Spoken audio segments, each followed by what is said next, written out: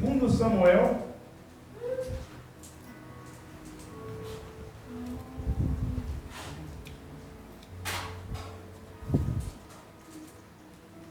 só abrir aqui, irmão.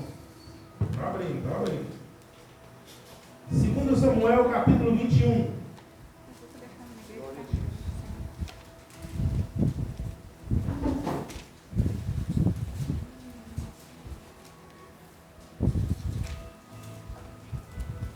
Segundo Samuel, capítulo 21.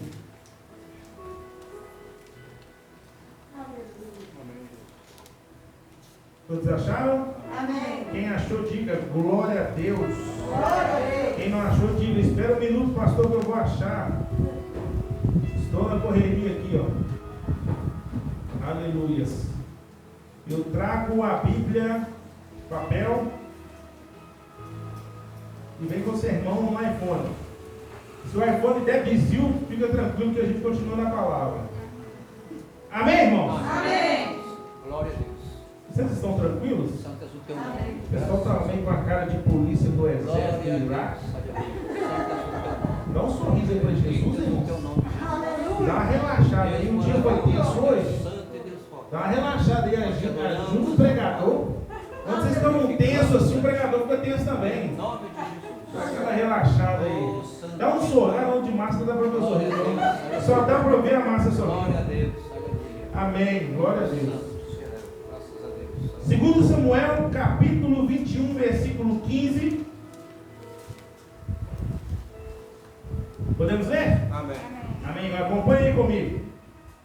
Tiveram mais os filisteus uma peleja contra Israel. E desceu Davi e com ele os seus servos. E tanto pelejaram contra os filisteus que Davi se cansou. E Isbi-Benob, que era um dos filhos do gigante, cuja lança pesava 300 ciclos de cobre, e que cingia uma espada nova, intentou ferir a Davi. Porém, Abisai, filho de Zeruia, o socorreu, e feriu o filisteu e o matou. Então, os homens de Davi lhe juraram, dizendo: nunca mais sairás conosco a peleja, para que não apagues a lâmpada em Israel. 18. Vamos continuar no 18. 18. E aconteceu depois disto que houve em Gobe ainda outra peleja contra os filisteus. Então Sibecai, vai marcando aí, em Sibecai, Uzatida feriu Asaf, que era dos filhos do gigante. Houve mais outra peleja contra os filisteus em Gobe. Eita, marca aí, Gobe. E El-Anã, filho de Jaaré-Oregim, o belemita, marca aí, Jaaré-Oregim, o belemita, feriu Golias, o giteu, de cuja lança era a haste como órgão de tecelão. 20. Houve ainda também outra peleja contra Engate, onde estava um homem de alta estatura que tinha em cada mão 6 dedos, misericórdia, e em cada pé outros 6 dedos, meu Deus do céu, 24 ao todo, gigante. E também este nascera do gigante. E injuriava Israel, porém Jonatas, filho de Simei, irmão de Davi, o feriu. Estes quatro nasceram ao gigante de Gate, e caíram pela espada de Davi e pela mão dos seus servos. Podeis assentar. Senhor, meu Deus, meu Pai, fala conosco tua palavra. Abra a nossa visão aqui nessa noite. Revela-nos, Senhor, a tua palavra, o que precisamos aprender aqui essa noite. Espírito Santo nos mostra o Espírito por detrás da palavra, nos mostra a maneira que precisamos sair daqui, Senhor, entendendo que nós somos vitoriosos. Amém. Em nome de Jesus. te louvamos, eu te louvo, eu te rendo graças, te rendo glórias por cada vida que está aqui, por cada vida que se dispôs a adorar o Senhor, porque esse momento aqui é um momento de adoração, é um momento que nós estamos te louvando. Todo esse momento é um momento de louvor. Por isso, ó Deus, queremos uma palavra transformadora, uma palavra que renova, uma palavra que transforma, Senhor, os nossos corações nessa noite, em um nome de Jesus. Amém e amém. Abra sua Bíblia comigo no primeiro livro de Samuel. Nós lemos 2 Samuel, agora abre no primeiro livro de Samuel, capítulo 17. Você que está com o seu celular, corre aí, nos ajuda aí, e vamos lá ler a palavra. Quem entendeu o primeiro texto, levante as mãos. Glória a Deus. Eita, 1, 2, 3, 4, eita, só 4. 1 Samuel 17, 40.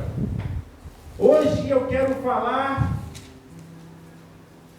da estratégia que precisamos ter para derrubar o gigante. Quais são as estratégias que nós precisamos ter para derrubar os gigantes das nossas vidas? Existe um gigante que você precisa derrubar. Eu confesso para você que semana passada, quando o presbítero Jorge pregou, essa palavra veio no meu coração, e meditando nela essa semana, o Senhor me colocou algo para falar sobre o gigante. E eu perguntei: quais são os gigantes da sua vida que precisam ser derrubados? Porque nós já ouvimos falar que para que haja vitória, precisa haver uma... Vamos de novo. Para que haja vitória, precisa ter uma batalha. Me ajuda aí, gente. Uma luta contra Jesus de Nazaré. Toca nesse povo. Para que haja vitória, precisa haver uma batalha, uma guerra, uma luta. Se você está aqui, eu sei que cada um de vocês já venceram inúmeras batalhas. É ou é? Amém. Amém. Glória a Deus. Vamos começar do menor, meu irmão. Com certeza o menor que está aqui nesse salão hoje já teve uma gripe forte, já teve um mal-estar, já passou por algum problema que ele precisou de vencer. É uma luta, é uma batalha. E venceu. Está aqui. E nós vamos ler então 1 Samuel capítulo 17, versículo 40. E nós vamos aprender com Davi. 1 Samuel 17, 40. Semana passada o presbítero Jorge falou muito a respeito de Davi. Falou de Davi no monte, cuidando, lutando com urso, com leão. Quem estava aqui semana passada? Glória a Deus. Vai lembrar. Ele falou que Saul tentou dar as armaduras. É ou não é, presbítero Jorge? Me ajuda aí. Foi ou não foi? Pois é. E eu peguei apenas o versículo 17, capítulo 17, versículo 40, que diz assim: depois de Davi, o versículo 11 diz que depois que Davi rejeitou a armadura do rei, olha o que diz o 40, pegou o seu bastão, escolheu 5 pedras lisas no ribeiro e pôs na sua sacola. Pegou também a sua funda e saiu para enfrentar o gigante Golias. Vamos ler de novo? Para fixar na nossa memória? Algumas traduções vão falar aí cajado, ao invés de bastão vai falar cajado, ao invés de sacola vai falar aljava, mas o importante é você prestar bastante atenção no que nós estamos lendo. Olha só o que está escrito. Pegou o seu bastão ou cajado, escolheu 5 pedras lisas no pôs na sua sacola. Pegou também a sua funda, saiu para enfrentar o gigante Golias. Deu para entender? Amém. Olha para cá.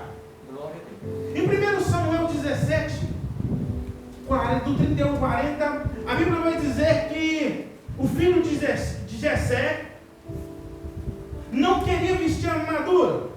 Então ele foi buscar no ribeiro 5 pedras. Muitos conhecem a história de Davi contra Golias, é ou não é? Amém. Quem conhece a história? O Davi que derrubou o gigante.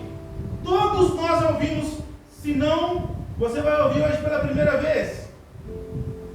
Todos nós ouvimos que Davi derrubou um gigante. Davi derrubou um Glória a Deus. E nós vamos aprender com Davi hoje como derrubar os gigantes. Mas para que nós derrubemos os gigantes, nós precisamos entender quais são os gigantes. Nós precisamos entender quais são as estratégias. Glória a Deus. E nós vamos então fazer eu quero então te fazer a primeira pergunta. Glória a Deus. Eu não sei se você já se perguntou por que o pastorzinho de ovelha Glória a Deus. precisou pegar 5 pedras para matar um gigante. Um pastorzinho que já tinha matado um leão e um urso com as mãos. Você já se fez essa pergunta? Por que Davi precisou pegar 5 pedras? Olha para o seu irmão que está do seu lado assim e fala para ele assim: olha, 5 pedras. Mesmo com a máscara, me ajuda aí, vira para o seu irmão, faz assim para ele assim: olha, 5 pedras. 5 pedras, viu? 5 pedras, viu? 5 pedras. 5 pedras. Quem já se perguntou aqui por que Davi precisou pegar 5 pedras? Alguém já se perguntou? Alguém já se fez essa pergunta? Alguém já parou assim, pensou? Engraçado, hein? 5 pedras? Por que 5 pedras? A Bíblia vai dizer que Davi, ele sendo dotado de técnicas benjamitas, ele era perito em funda. Ele não precisava de 5 pedras para derrubar um gigante, porque os benjamitas, no meio do povo dos benjamitas, tinham 700 homens canhotos, que com sua funda e com uma pedra acertavam um fio de cabelo ao longe e não errava. Esse texto está registrado lá em Juízes capítulo 20, versículo 16 e 17, vai dizer que eles tinham muita precisão. E Davi era treinado, Davi era habilidoso. Mas a pergunta que fica é: por que 5 pedras? Por que 5 pedras? E essa é a pergunta que eu te faço essa noite. E essa é a pergunta que eu te proponho a pensar essa noite. Por que 5 pedras? Quando nós olhamos para a história, quando nós olhamos para a história bíblica, quando nós olhamos para o povo de Israel, inúmeras situações vão tipificar o presente.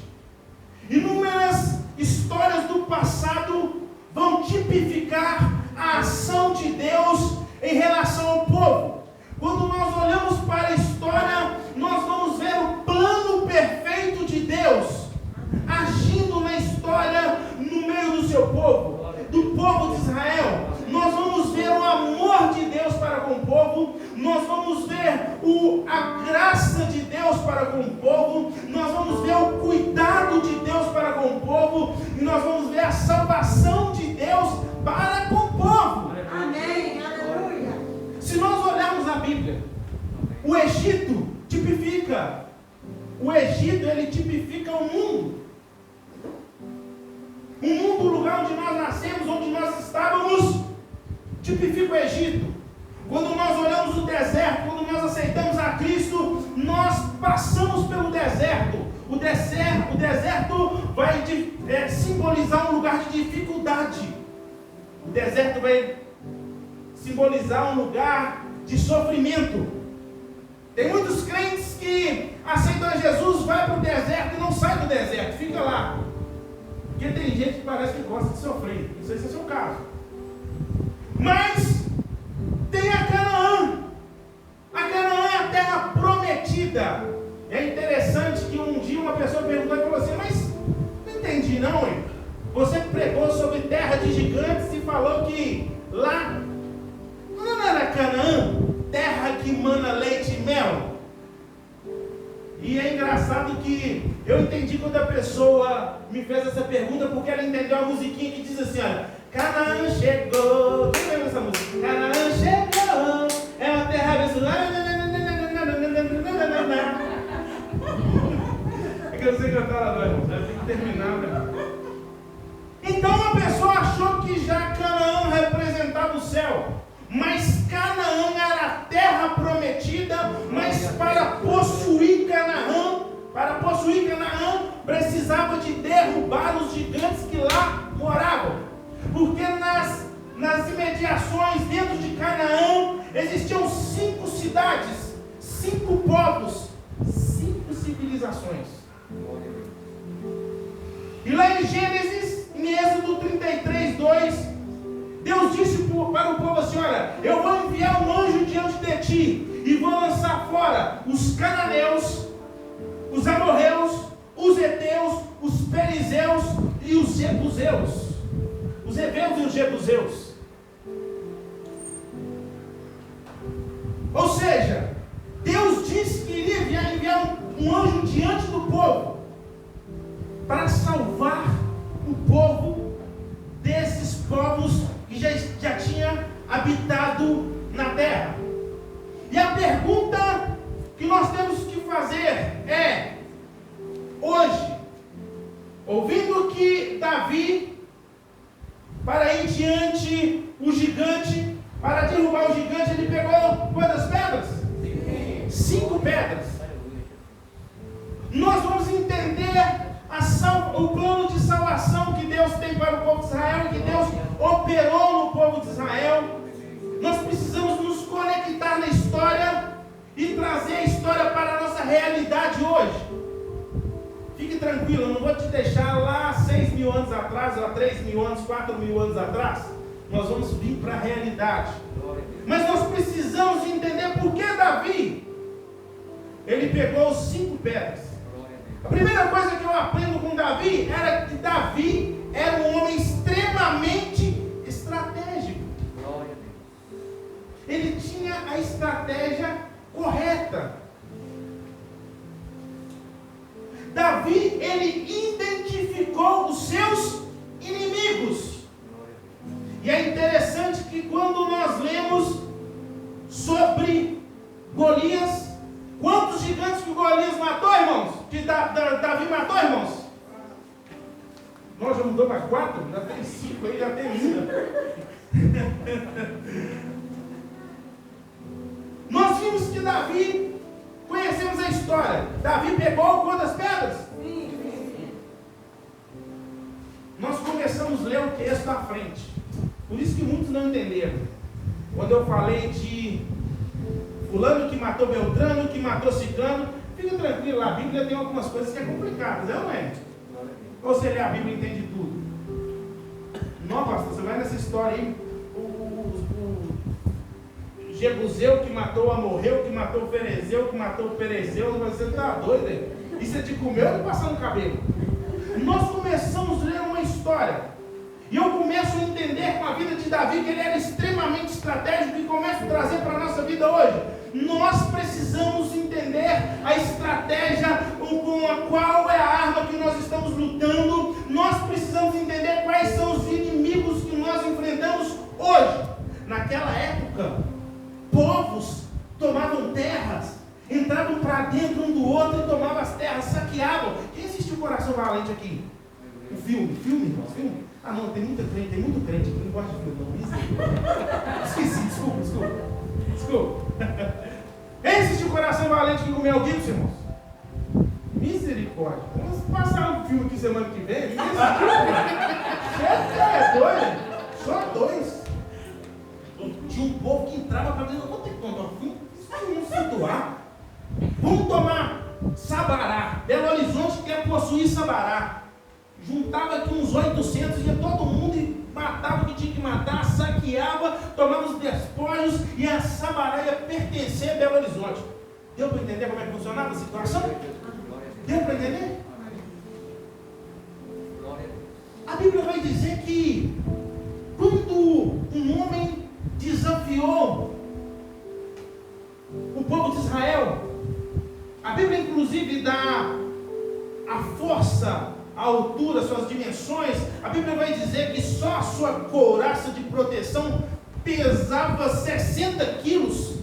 E eu estava imaginando, imagina aí, 6 pacotes de arroz, é mais ou menos isso? 10 pacotes de arroz pendurados no cara. Imagina a massa que o homem era, a fortaleza, o gigante, porque ele era filho de Rafá, e Rafá é uma palavra vinda do hebraico que quer dizer gigante.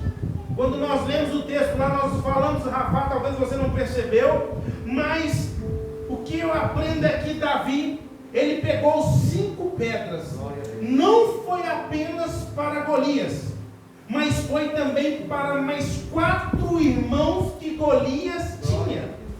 Golias tinha mais 4 irmãos, que nós lemos nos textos lá. A gente leu, talvez você não percebeu.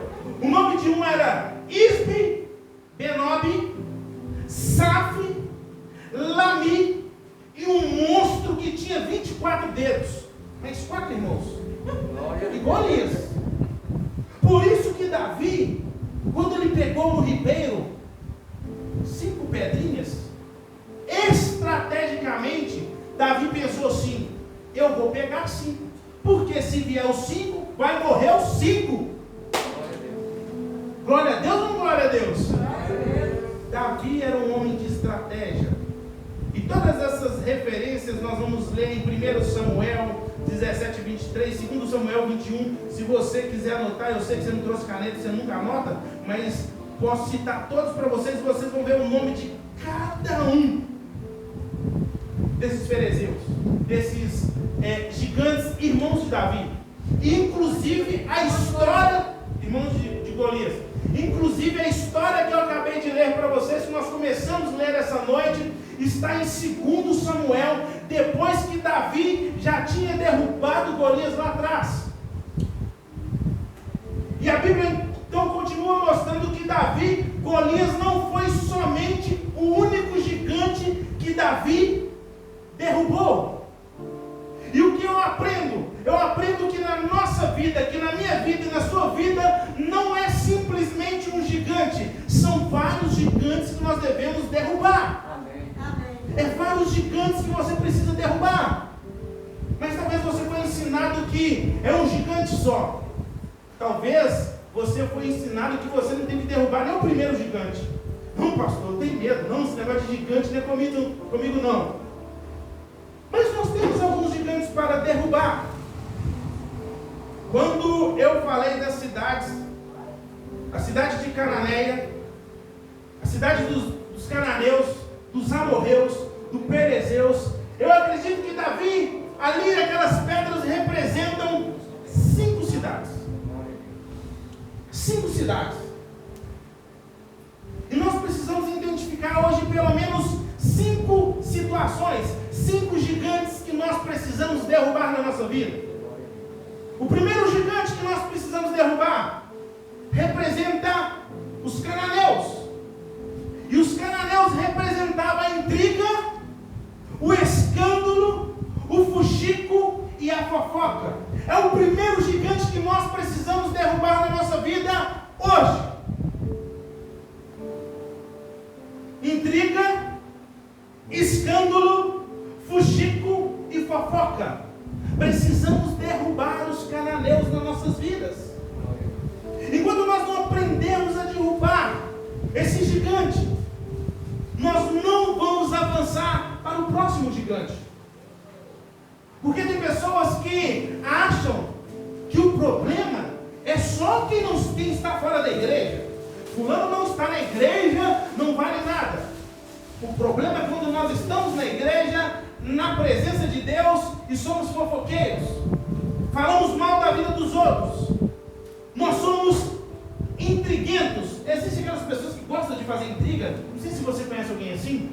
Gosta de fazer uma intriga. Gosta de fazer um escândalo. Eu conheço. Tem um que gosta de fazer um escândalo de misericórdia. Precisamos então primeiro derrubar os cananeus, os amorreus. E o que representa os amorreus? Os amorreus representam os povos autossuficientes. Um povo de espírito crítico. Um povo que diziam que não precisavam de Deus. Eles se mantinham por si só. Os amorreus, eles tinham um espírito crítico. Tem pessoas que têm um espírito crítico. Tem pessoas que são maldizentes. Tem pessoas que tudo que ela olha, ela só sabe criticar. Irmãos, olha essa parede aqui. Vou falar do problema do gigante que nós precisamos derrubar hoje. Esse amorreu nós precisamos derrubar hoje. Teve uma pessoa que chegou aqui, nessa posição. Ela viu que aqui está faltando um pouquinho de rejunte. Não sei se você está vendo aí. Depois, se quiser vir aqui à frente, estica mesmo, Ramon. Vê se você consegue chegar. Vê se consegue chegar. Olha aqui, irmãos. Faltou um pouquinho de rejunte. Irmão João, o senhor que fez serviço aqui, irmão. A pessoa dali chegou, essa parede toda, irmãos. Ela conseguiu ver isso aqui, ó. Tá faltando rejunte aqui.